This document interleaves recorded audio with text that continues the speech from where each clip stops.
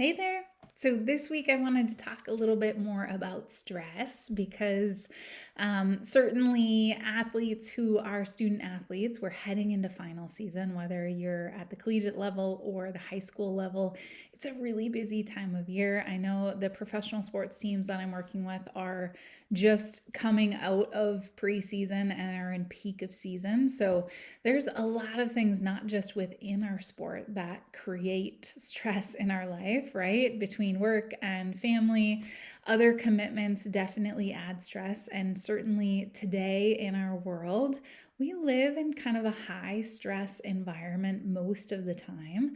And although stress is actually designed to be a good thing for our bodies, short stints of stress are intended to help us in terms of survival. So when we think of our nervous system response, there is our sympathetic nervous system response, which is that kind of fight or flight. We're moving and acting in the eye of danger, so it's more of that survival mode. And there's parasympathetic nervous system response, which is more of that rested and relaxed response. And what we're finding is that more and more in our culture, in our society, we are kind of consistently in that stress state or that sympathetic nervous system dominance, which can be really challenging on our bodies, especially as an athlete. It can open up and increase the risk in terms of injury. It impacts our ability to focus when we're feeling that overwhelm and stress. It can impact our sleep, a lot of different things. Not only that, from a digestive perspective and a nutrition perspective, it actually really impacts our ability to digest and absorb nutrients when we're in that stress state response. And so, really important, I like to think of when we're in that sympathetic nervous system or stress state, fight or flight response, our blood is shunting away from our digestive tract. It's going to our extremities because we need to act and run fast. Think of like running from a bear, running for your life. Like our body is instantly in that immediate stress state response. Our cortisol levels are going to increase. Our adrenaline is going to increase. Our body releases insulin. And so we're not focused on absorbing and digesting food because our body's focused on other things in that immediate stress state response. And so that's where our digestive system more shuts down. Whereas when we're in that parasympathetic nervous system dominance, which is that rested and relaxed state, that's where we digest and absorb nutrients at our best. So thinking about it from a digestive and nutrition perspective, when we are in that fight or flight or that sympathetic nervous system response, our nutrient absorption actually decreases because there's less blood going to that digestive tract and to our gut. And along with that, we don't get all of those digestive enzymes being released. And so we're not absorbing those nutrients in the same way. And one thing to think about is that our body doesn't distinguish between, hey, I'm being chased by a bear or a lion in survival mode, or I have this huge paper due next week. I'm super stressed. Both of those are going to show up as that sympathetic nervous system response.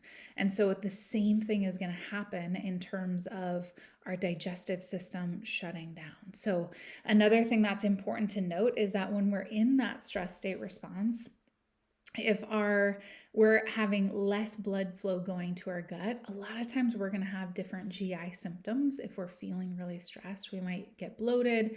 We might have a shift in terms of bowel movements. We might be getting more constipated or having more diarrhea as a response of just not having that optimum digestion and absorption. In addition to that, we're going to be excreting more nutrients because we're not able to absorb it in the same way. It can actually, stress state response can cause an increase in cholesterol, an increase in triglycerides, which we know is not beneficial in terms of our overall health and well-being. And then on top of that, in terms of gastric emptying, if we are in that stress state response, less blood flow to the gut, it's going to slow down that ability to absorb those nutrients. And so we're going to have food kind of hanging out in the gut, which is not going to feel as comfortable overall in terms of that digestion and absorption. So it is really important for you as an athlete to think about those pieces when we're thinking about that stress state response. It's not just that anxious emotional feeling, that loss of sleep, things like that that are going on from a physiological perspective in terms of absorbing those nutrients to compete at your best. That's going to be impacted as well. So, things that we can do in terms of stress management, I have a list of a few things just in terms of action items that you can implement. So, first thing is moving your body in a way, in a joyous way that you really enjoy. So, as athletes, a lot of times we're doing intense trainings, conditioning, things like that. But even just getting out and going for a walk, doing a little recovery session, doing some yoga, some Pilates, things like that. Exercise is going to release endorphins, and moving our body is going to release those endorphins, and that can really, really be impactful in terms of mental health and stress relief. So moving our way in bodies, moving our body in ways that we enjoy is number one.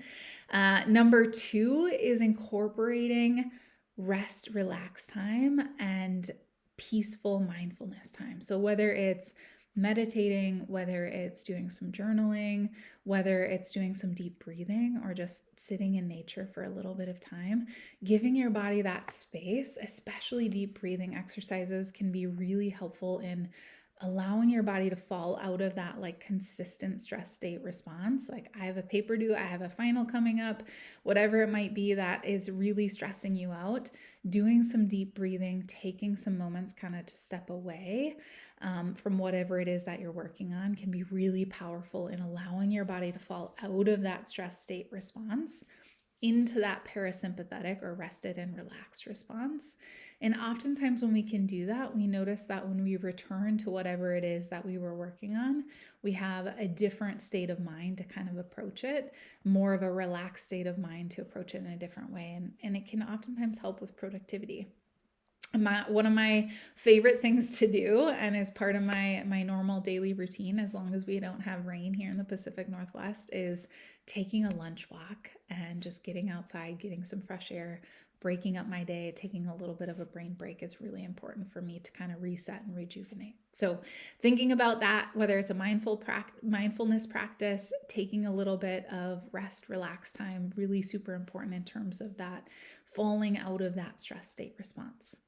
So sleep is another one. So if we are feeling stressed, a lot of times when we're heading to bed, it's like our mind is just racing and it's hard to be able to fall asleep. So really important, one, that we're getting enough sleep when we're stressed, because if we're not getting enough sleep when we're stressed, it's going to add to that stress. So important to create a helpful evening routine to help your body kind of fall into that sleep at night and kind of relax. So things that can help with that is eliminating blue light. Screen time is really important. It really impacts our circadian rhythm if we're having a lot of blue light in the evenings.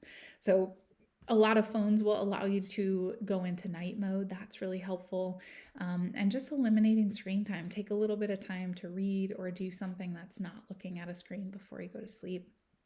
Taking a shower can really help kind of rest, relax the body going into sleep. Drinking a cup of tea. So think about, what do you do leading up to bedtime, and laying down that really allows your body to kind of relax and helps with in terms of that sleep routine. So thinking about those types of things. Really important that you're getting 7 to 9 hours of sleep in terms of recovery, in terms of stress management, such an important piece of the puzzle. Caffeine. So caffeine can be an ergogenic aid for athletes, which basically means that it can help with performance. It's a pretty heavily researched a substance, caffeine, that can help with performance. However, when it comes to stress, if we're over caffeinating, we can get the jitterbug. We can get a lot of uncomfortable symptoms, even GI stuff, if we're drinking a lot of caffeine. But going back to the sleep piece, if we're having a lot of caffeine, it's really going to impact our sleep. So research shows that, and it depends on the person. Some of us are more sensitive to caffeine. I definitely have a higher sensitivity to caffeine, but depends on you and your body response. But the research shows that it takes about 5 hours of a half-life for that caffeine to be at half the amount of intensity as when we drank it. So when we think about that, if we're having a cup of coffee at 5 o'clock, that caffeine is still very active in our system when we're laying down trying to fall asleep. So notice your body's sensitivity in terms of caffeine, and trying to make sure that we're not over caffeinating, getting the jitterbug. Alcohol is another big one. If we're having alcohol, it's going to impact our sleep, which kind of all goes into that cycle. So being mindful about that through those stressful times and how it's impacting your quality of sleep is going to be important. And then the last one, in terms of specifics with nutrition, if we're not eating consistently throughout the day, especially as an athlete, I always say we don't want to go more than 3 to 4 hours without eating. Oftentimes we need to eat even more than that, depending on your training sequence, depending on if you're in season versus out of season, things like that. But if we're going long periods of time, if we're getting super hungry, that actually increases our anxiety because our blood sugars are dropping, and it can create more stress in the body. So making sure that we're keeping nourished, especially if you're doing a lot of brain work, if you have finals up and coming, making sure that you're getting balanced, nourished snacks. Incorporating protein, carbohydrate, a good balance of nutrients so that you're fueling your brain, fueling your body, to ultimately perform at its best, both on the field and in academics and whatever else is going on. So those are my 7 tips in terms of stress management. So just to review, so moving your body in ways that you enjoy, mindfulness practice, whatever that might mean for you, or taking a break, taking a little bit of a step away from what you're working on and giving your body space. Sleep is a big one. And along with sleep, 2 things that can impact is caffeine and alcohol. So being mindful of those. The nutrition piece is really super important. And one that I actually missed is the connection with others. So when we're in those stressful times, sometimes we can kind of isolate ourselves, but being able to connect with others can be really helpful in kind of falling out of that stress state response, distracting our minds, doing fun things with others that we really enjoy can be really helpful when we're feeling that high stress. All right. So that's my weekly tip around stress. Let me know if you have any questions, and I will be back next week. Talk soon. Bye.